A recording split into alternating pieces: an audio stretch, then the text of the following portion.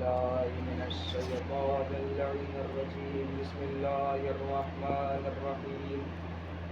الحمد لله الذي لا يبلغ مدحته القائلون ولا يحصي نعماءه العادون ولا يؤدي حقه المجتهدون. الذي لا يدركه بعد الهمم.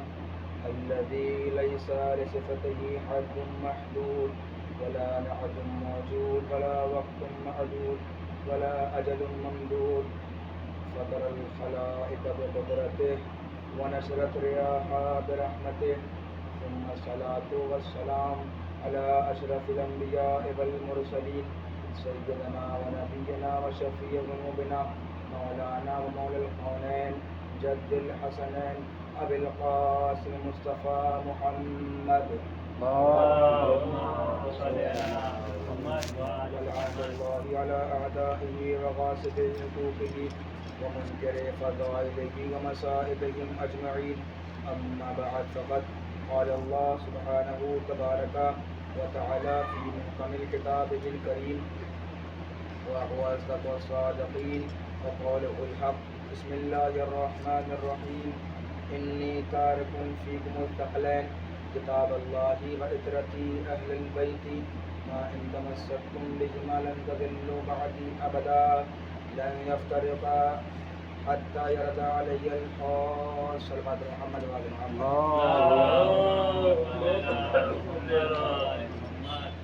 آگے چلے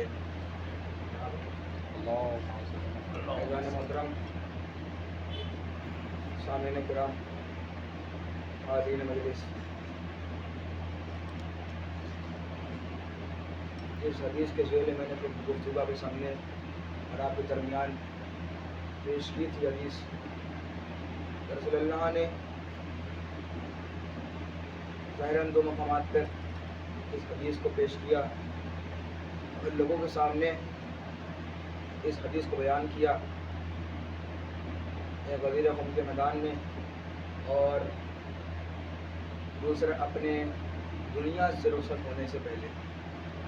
اس حدیث کو فرمایا کہ انی تارکن فیکم الثقلین کتاب اللہ و عترتی اہل البیت. یہ بہرحال عرض کرا تھا میں نے کہ اہل تشیع میں اور اہل سنت حضرات بھی اس حدیث کا نظریہ بہتر رکھتے ہیں، یعنی کہ جو بہت سے جیسے حدیثیں رسول اللہ نے فرمائی ہیں وہ ہم تک آتے آتے جیسے اہل سنت کی بہت جدید بہت بزرگ کتاب بیان کروں گے جو اپنے بہتر مانتے کتاب صحیح بخاری، صحیح مسلم اور ترمذی، جب سب جو کتابیں ان کی پائی جاتی ہیں تو بھائی صحیح مسلم میں حدیث پائی جاتی ہے اور اس میں بھی بالکل کھلا کھلا الفاظ میں جو ترجمہ کرتے ہیں، بہتر الفاظ میں ترجمہ کرتے ہیں اور جو ترجمہ ہم کرتے ہیں وہ ترجمہ وہ بھی وہی کرتے ہیں. یہ حدیث جو معتبر اسی لیے معتبر کہی جاتی ہے حدیث. وہ بھی یہ کہتے ہیں کہ رسول اللہ نے فرمایا کہ میں تمہارے درمیان دو گران قدر چیزیں چھوڑے جا رہا ہوں. دو وزنی چیزیں، دو بھاری چیزیں تمہارے درمیان میں چھوڑ کر جا رہا ہوں. کیا چیز؟ ایک کتاب الہی اور دوسری ہماری فطرت. ما ان تمسکتم بہما لن تضلوا بعدی ابدا. دیکھو میرے بعد ان کے دامن سے، قرآن اور اہل بیت کے دامن کو نہ چھوڑنا، اور ان کے دامن سے تم متمسک رہو گے تو ہرگز ہرگز گمراہ نہیں. لن یفترقا حتی یرد علی الحوض. یہاں تک کہ یہ دونوں ایک دوسرے سے الگ نہیں ہوں گے، یہاں تک کہ یہ مجھ سے حوض کوثر پر ملاقات کریں. رسول اللہ کا یہ فرمانا، رسول اللہ کا اس حدیث کو ہمارے سامنے پیش کرنا اس بات کا دلیل ہے کہ انہوں نے اپنی امت کے لیے فرمایا. یعنی کہ اگر آپ یہ دیکھے گا کہ رسول اللہ نہیں چاہتے کہ ہماری امت جو ہے وہ جاہل رہ جائے، اس لیے علم کو ہم پر واجب کر کے گئے ہیں نا. وہ حدیث جو ہے ہمارے ہم نے اللہ کل مسلم علم فریضتاً، یعنی کہ حدیث یاد نہیں آ رہی مجھے، بس میں میننگ بتا دوں. میننگ کیا اس کی ہے؟ میننگ یہ ہے کہ رسول اللہ نے فرمایا کہ علم حاصل کرنا ہر مسلمان عورت اور مرد پر واجب ہے. تو اسی لیے اذان محترم رسول اللہ نے فرمایا کہ تم میرے بعد اہل بیت اور قرآن کو نہ چھوڑنا، یعنی کہ تم کو جو علم ملے گا وہ انہی دونوں چیزوں سے ملے گا. اور تم کو یہ چاہیے کہ تم قرآن سے جو بات پڑھو، قرآن میں جو دیکھو وہ تم کو جو سمجھ میں نہ آئے، ظاہر سی بات ہے. اور قرآن اللہ کی کتاب ہے اذان محترم. جب ایک معمولی کتاب ہم کو بغیر استاد کے، بغیر ٹیچر کے سمجھ میں نہیں آتی ہے، تو یہ تو اللہ کی کتاب ہے اذان محترم. یہ بغیر ٹیچر کے کہاں سمجھ میں آ جائے گی؟ اس لیے اللہ نے قرآن کے ساتھ ساتھ اہل بیت کو ہمارے درمیان چھوڑ کے گئے اور یہ فرمایا کہ دیکھو اگر کتاب تم کو سمجھنا ہے تو وہ اہل بیت سے سمجھنا پڑ جائے گی، تم کو اہل بیت اطہار سمجھنا پڑے گی. اس لیے کہ جب تم تھیوری پڑھتے ہو تو پریکٹیکل کرنا ضروری ہو جاتا ہے اذان محترم. تو قرآن تم کو تھیوری پڑھائے گا اور پریکٹیکل، مثلا کوئی بات اگر جو ہے وہ قرآن مجید کے اندر لکھی ہے، اللہ نے پیش کری ہے، تو اب اس کو اگر آپ کو کہیں جانے کی ضرورت نہیں ہے، دیکھنا ہے تو اہل بیت کی طرف چلے جائیے اور جانے کے بعد وہ دیکھیے کہ کس طرح سے انہوں نے قرآن مجید کی جو باتیں بتائی ہیں، ہم کس کو عمل کیسے کرا ہے، کس طرح سے اس کو وہ کام عمل میں لے کر آئے ہیں اور ہم تک اس عمل کو پہنچایا اور باتیں بتائیں. اب اذان محترم انسان نہ سمجھے تو کب سمجھے؟ اب اگر انسان نہ سمجھے تو اس سے بڑا بدکار اور بیوقوف انسان کوئی نہیں ہے کہ وہ اس کے اہل بیت کے ہوتے ہوئے بھی وہ نہ قرآن کو سمجھ سکتا ہے اور نہ قرآن کو جان سکتا ہے. اور اہل بیت کی محبت اس کے دل میں اگر نہیں ہے اذان محترم، یہ اہل بیت کا چھوڑ جانا، اہل بیت کا فرمانا کہ دیکھو کہ تم کو اہل بیت کو چھوڑ کے جا رہے ہیں، جانے کے اللہ نے بھی کہا کہ دیکھو جس کے دل میں اہل بیت کی محبت نہیں، ان کی محبت نہیں، تو اس کا ہر عمل بیکار. جب تلک کہ ان کی محبت اس کے دل میں پیوست نہیں ہو جاتی، جب تلک کہ یعنی کہ ولایت علی جس کے دل میں نہیں ہوتی ہے، اس کے نماز روزہ چاہے جتنے ٹکرے لگا لے سب بیکار ہے. جب تلک کہ اس کے دل میں ولایت علی نہیں، جب تلک کہ اس کے دل میں محبت اہل بیت علیہم السلام نہیں ہے. اہل بیت سے محبت اختیار کرنا یہ تو ہمارا شرف ہے کہ ہم کو اللہ نے اس قوم میں پیدا کیا ہے کہ اس سے بہتر کوئی قوم نہیں ہے. ہم کو تو شکر ہے کہ شکر ادا کرنا چاہیے، یوں بھی اللہ کا شکر ادا کرنا چاہیے انسان کو کہ اللہ نے کن کن نعمتوں سے ہم کو نوازا ہے، کن کن نعمتوں سے ہم کو آشکار کیا ہے. اذان محترم سب سے بڑی نعمت یہی ہے اللہ کی کہ اس نے ہم کو اس قوم میں پیدا کیا ہے جس قوم میں اہل بیت جیسے ٹیچر موجود ہیں.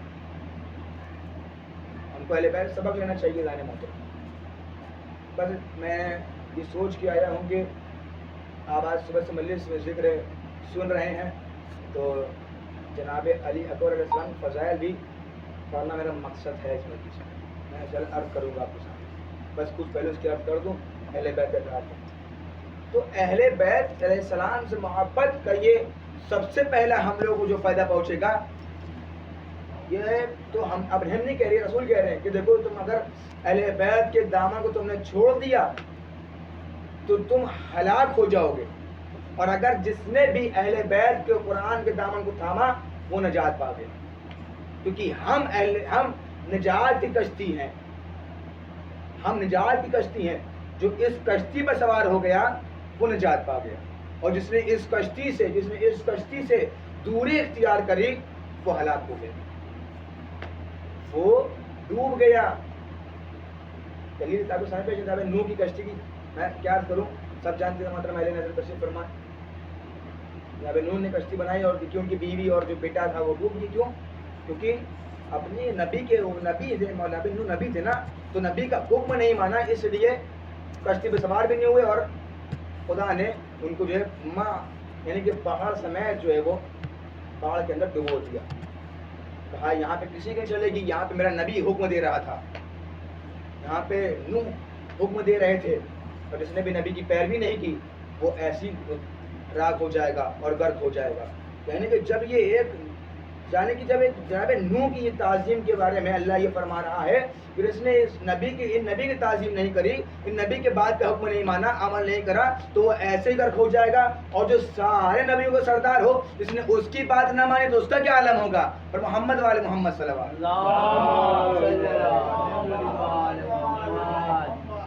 وسلم آپ لوگ بیدار رہیے تاکہ بات کو پہنچانے میں آسانی ہو جائے. اللہ آپ لوگ جو ہے بیدار رہیں. مجھے پتا ہے بیدار ہیں مگر اتنے غور سے نہ رہے کہ بالکل ڈوب جائے میرے اندر کوئی بات آپ کتنے پہنچ رہی ہے. تو میں عرض کر رہا ہوں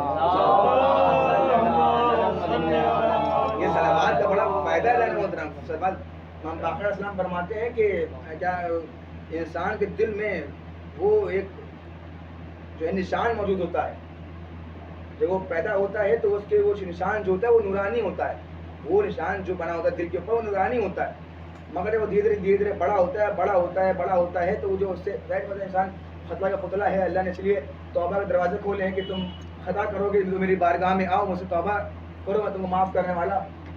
امام باقر فرماتے ہیں کہ وہ جو جب انسان بڑا ہوتا ہے جو اس سے خطائیں ہوتی ہیں تو وہ جتنی خطائیں جتنے گناہ اس سے ہوتے ہیں تو وہ جو نورانی جو نشان موجود ہوتا ہے, سرکل موجود ہوتا ہے, سرکل میں اتنا نشان ہوتا ہے نور ٹائپ کا, تو وہ سیاہ ہونے لگتا ہے. سیاہ جب بہت سیاہ ہو جاتا ہے تو اس کو نکالنا مشکل ہو جاتا ہے. اس کو جیسے اس کو دوبارہ نورانی میں تبدیل کرنا مشکل ہو جاتا ہے. تو کسی مجھ سے پہ جاتا ہے کہ اس کا کوئی ذریعہ ہوگا, بھائی اللہ نے رکھا ہوگا ذریعہ اس کو دوبارہ نورانی کرنے کے لیے. تو بس امام نے کہا بس یہی ہے, محمد اور علی محمد صلوات بھیجتے رہو. تمہارا جو تمہارا نورانی جو یہ نشان تھا جو سیاہ ہو چکا تھا تمہارا پھر سے تبدیل نورانی میں ہو جائے گا. پر محمد والے محمد صلی اللہ علیہ وسلم پھر تو وہ نشان جو سرکل میں بنا ہوتا ہے تو وہ آپ کو نورانی کر دیتا ہے. بس محمد والے محمد صلوات سے جتنی بلند آواز سے بھیجی جاتی ہے اتنی جلدی وہ نشان جو ہے وہ نورانی میں چلے جاتا ہے. میں عرض کر رہا تھا پہلے بیت سے محبت کا نتیجہ ہے. جس نے سارے نبیوں کے سردار کو نہیں مانا تو وہ ایسے ہی غرق ہو جائے گا اور وہ پستی کی طرف چلا جائے گا. آپ دیکھیے کہ انسان کو تو اہمیت بعد میں معلوم ہوتی ہے, مرنے کے بعد معلوم ہوتی ہے. اچھا جو دور کے لوگ تھے بھائی آپ دیکھیے کہ ان کا فائدہ کیا ہے. اہل بیت سے محبت کا فائدہ دیکھیے. اہل بیت کی چوکھٹ پہ جس نے سر رکھ دیا, کوئی فارس سے آیا ہوا سلمان 10ویں درجے میں فائز ہو جایا کرتا ہے. صرف درجے نہیں ملتے بلکہ رسول اللہ فرماتے ہیں کہ سلمان منا اہل البیت, سلمان ہم اہل بیت میں سے ہیں. اور اذان محترم ان کے اہل بیت میں یعنی کہ اس گھرانے کی کنیز کا یہ عالم ہو کہ وہ 20 سال تلوار کہتے ہیں کہ 20 سال تک کے قرآن مجید کی آیتوں سے جواب دیا کرے تو دیتی رہتی ہیں. کیوں؟ اس لیے کہ وہ اہل بیت کے خاندان کی کنیز اذان محترم بی بی سلام اللہ علیہ کنیز ہیں. جب یہ کنیز کا علم کا عالم ہے تو خود اہل بیت کے علم کا کیا عالم ہوگا. پر محمد والے محمد صلوات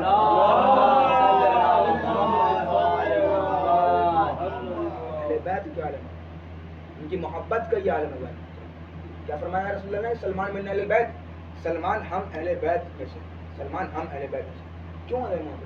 کہ انہوں نے اتنی پیروی کی, ایسی پیروی کی تو رسول اللہ نے ان کو 10ویں درجے فائز کر دیا. ہمارا یہ درجہ ہے, تمہارا یہ درجہ ہے. سلمان من اہل بیت. مولانا خطیب اکبر محمد آپ کا جملہ میں یاد آ رہا ہے, وہ کہتے ہیں کہ رسول اللہ نے یہ نہیں فرمایا کہ سلمان ہمارے اہل بیت میں سے ہیں.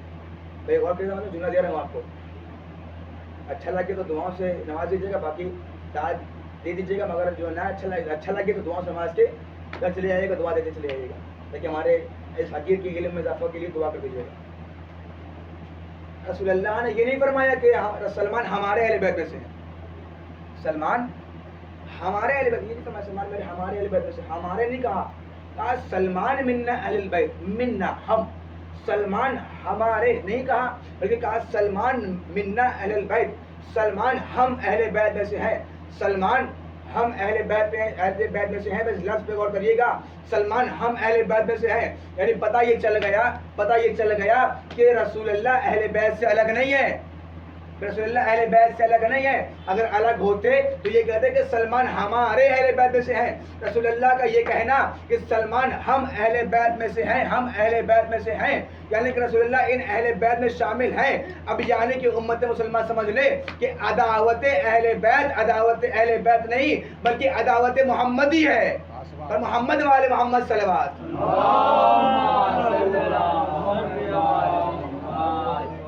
عداوت اہل بیت نہیں رہی بلکہ عداوت محمدی ہے, عداوت رسول ہے.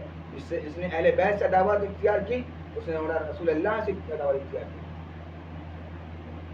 کیوں؟ ان کی محبت انسان محترم جس کے دل میں ہوتی ہے وہی انسان جانتا ہے, وہی انسان پہچانتا ہے. جاننے کے ساتھ ساتھ انسان کو معرفت حاصل کرنا چاہیے. جب معرفت ہوگی تبھی ہمیں ہمارے یقین کا جذبہ بڑھے گا. اس گھر میں رسول اللہ کے بھائی کون؟ ملائکہ کائنات بھائی, جن کو رسول اللہ نے غدیر قوم کے میدان میں خلیفہ بنایا. من کنتو کا نعرہ لگا کے آبائی عزیزان محترم, ان کی محبت, اہل بیت کی محبت اور اہل بیت کے گھرانے میں جن کی محبت سب لازم ہے ہم پہ. اب اہل بیت کے خاندان میں جتنے بھی, ہم لوگ کا عقیدہ یہ نہیں ہے کہ ہم لوگ پہلے امام کو مانتے ہیں, تیسرے امام کو مانتے ہیں, چھٹے امام کا کیا کرو جاتے ہیں. نہیں, شیعہ تو اسی کو کہتے ہیں کہ جو 12 اماموں کو مانتے ہیں. شیعہ حسنا اشعری 12 اماموں کے ماننے والے, 14 معصومین کے ماننے والے. ہمارا عقیدہ یہ ہے. اعلان محترم, میں بھی عرض کرا کہ مجھے فضائل علی علیہ السلام پڑھنے. آپ دیکھیں کہ اللہ نے کیا کیا نورانی ہستیاں اس خاندان میں پیدا کری. اللہ نے کس طرح, اللہ نے,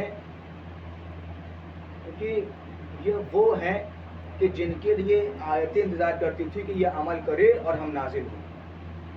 یہ اہل بیت اطہار کس طرح کی نورانی شخصیتیں اس گھرانے کے اندر, اور اسی نورانی شخصیتوں کے اندر ایک ہمارے بنی ہاشم جسے کہا جائے. محترم یہ بڑی بات ہے کہ جس گھر میں سب چاند ہوں اس گھر میں ہمارے بنی ہاشم کا چاند ہے. نور کے نور ہے. رسول خدا صلی اللہ علیہ وآلہ وسلم